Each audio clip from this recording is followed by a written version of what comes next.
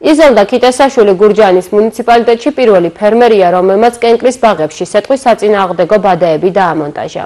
რა სირთულებთან იყო დაკავშირებული ეს პროცესი და რამდენად იცავს ბადეები მოსავალს? საკუთარ გამოცდილებას იზოლდა ქიტესაშვილი გაგვიზიარებს. გამარჯობა, დიდი მადლობა, რომ მონაწილეობთ ჩვენს გადაცემაში.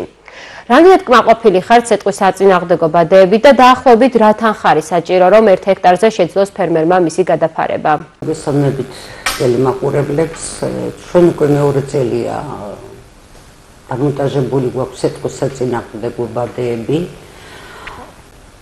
რომელიც იცავს არა მარტო სეტყვისგან, ასევე მზის დამწყობისაგან, ჩვენ გეკრაზე გვაქვს კერძოდ მოყვალზე გადაფარებული.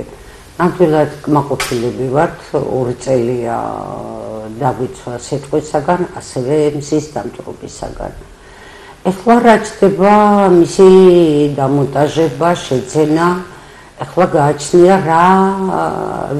რომელი მწარმოებლისაგან შეიძენთ. არის იტალიური, თურქული შემოდის, იტალიური, რომელიც 1 ჰექტარისა სულ მცირე ჯდება 80,000 ლარი. სახელმწიფოს აქვს პროგრამა, მაგრამ მისი დაფინანსება სულ 10% არის. ეს ძალიან მცირეა, მიზერულია. აქედან გამომდინარე, ფერმერები ნამდვილად ვისურვებდით, რომ უფრო უკეთესი და მეტი დაფინანსება ყოფილიყო. ეს დაიცავს სეტყვისაგან, რაც ჩვენი რეგიონისთვის ხშირი მოვლენაა, ასევე მზის დამწყობისაგან, თუ გინდათ ხილს, ყურძენს, ბოსტნეულს. ქალბატონო იზოლდა, როგორ მოიძიეთ ფინანსები და ისარგებლეთ თუ არა სახელმწიფოს პროგრამითაც? დონორი ორგანიზაციის მიერ იქნა გამოცხადებული კონკურსი, პირველი ეტაპი გადავლახე, მეორე ეტაპი ვერ გადავედი და ჩვენი ფინანსებით დავაფინანსეთ მხოლოდ 9 ჰექტარზე. გვაქვს აშენებული კენკრა კერძოდ მოყვალი დაახლოებით 2 ჰექტარზე, დანარჩენი რაღაც ძალიან პრიმიტიულად გვაქვს დამონტაჟებული. აქედან გამომდინარე დაავადებებიც უფრო მეტად ვრცელდება, ჰაერაცია ნაკლებია იმ პრიმიტიულ გადაფარებულში. ნახოთ რა შემოსავალი გვექნება და ჩვენ ფაქტიურად პირველებმა დავამონტაჟეთ რაიონში. ასევე სოფელ ჭუმახში დამონტაჟებული აქვთ გარგარისა და ატმის პლანტაციები.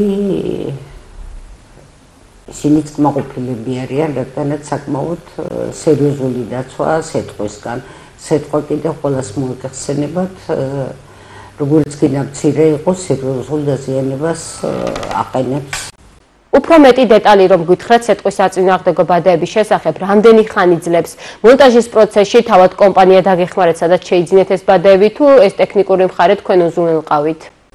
საკმაოდ რთულია საყრდენის სისტემის მოწყობა.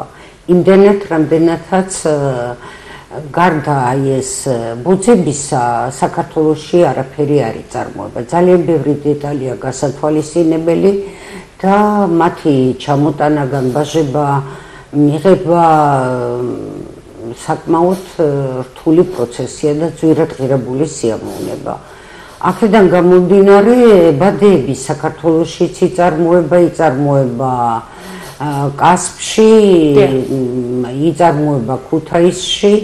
ქუთაისში უკრაინული კომპანია იყო და მგონი კვლავ ფუნქციონირებს. 1 კვადრატული მეტრი ჩვენ დაგვიჯდა 1 ლარი ჩამოტანით და ეხლა 2 სეზონია მუშაობს, 2 წელია ნამდვილად არანაირი დაზიანება არ აქვს. ფაქტიურად ეს სისტემა ჩვენ თვითონ დავამონტაჟეთ, ჩემი მეუღლე ბევრი რამე ეხერხება, ინჟინერია და მათ შორის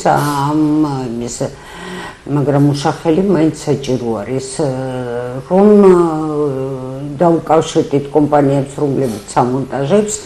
1 ჰექტარის დამონტაჟება დაახლოებით 10,000 ლარი შემოგვიჭირა. ჩვენი ბრიგადა მუშაობს, ადვილი საქმე არ არის. ასე რომ ლიცენზიურებთან არის და უფასოდ არავინ არ იმუშავებს. ეს ფორმა რომ საყრდენის სისტემა იყოს 3 მეტრ-ნახევარი სიმაღლისა და მათზე იყოს გადაჭიმული ეს სეტყვის საწინააღმდეგო ბადეები, ხეხილში თუ გინდაც მაყვალი იქნება, ატამი იქნება, სხვა ესეთი მაღალი ხეები, კი ბატონო, მაგრამ საკმაოდ რთული არ არის და ბევრად იაფიჩდება ვენახებში. მის გვერდით მონტაჟდება, მათი მოძრაობა შეიძლება, შეწამლის დროს არ საჭიროებს. ჩვენთვისაც მაყვლისთვისაც შესაძლებელი იყო, მაგრამ კრეფის დროს, რომელიც ორ დღეში ერთხელ კრება, ასწიე ეს ბადეები ნამდვილად მოუხერხებელია. ჩემი რჩევა განსაკუთრებით მე ვენახეებისთვის, ალბათ საყრდენის სისტემა მათ ისეთი ძვირადღირებული და აი ასეთი რთული შემადგენლობით საჭირო არ არის. პირდაპირ ვენახის ორივე მხარეს შეუძლიათ გაიჭიმოს. მთელი წლის განმავლობაში იყენებთ ბადეებს თუ სეზონურად? ახლობით მარტის თვიდან ვახდენთ მათ გადაჭიმოს და სადღაც სექტემბერი, ოქტომბერი ფაქტიურად იმ ჯიშზე გვაქვს გადაჭიმული, რომელიც რემონტადულია და სექტემბერ-ოქტომბერშიც გრებთ. აქედან გამომდინარე ოქტომბრის ბოლოს ხდება მისი აკეცვა. და ბოლოს ქალბატონო იზოლდა, რა სახის დახმარება არის საჭირო სახელმწიფოსგან, რომ უფრო მეტმა ფერმერმა შეძლოს ბადეების მონტაჟი? ახლობით 10% ნამდვილად მცირეა, თუ მოიძებნი და მოიძიებ, გექნება იმის საშუალება, რომ 90% დაფინანსება გქონდეს, იმ 10%-საც ალბათ მოაგვარებ და პრობლემა აღარ იქნება. და ახლობით სუმცირე 40% მაინც უნდა იყოს დაფინანსება, ჩემი აზრით, დახმარება. თვითონ ამის წარმოება მოხდეს საქართველოში.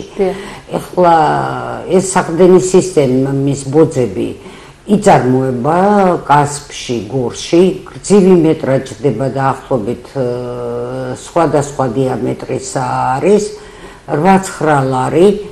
ტრანსპორტირება ერთი მანქანა რომ დაიტვირთოს დიდი 1500 ლარი დაგვიფასეს ჩვენ ამის ტრანსპორტირება. აქედან გამომდინარე, რომ განსაკუთრებით კახეთის რეგიონი, რომელიც სადაც ფართოდ არის მეხილეობა გავრცელებული და ამის საჭიროება ნამდვილად ადესან უფრო მოთხოვნადი გახდება, შეიცვალა კლიმატური პირობები, რომ ჩვენთვის ტრანსპორტირებაც ადვილი იყოს, შეძენაც ადვილი იყოს და მოხერხებული.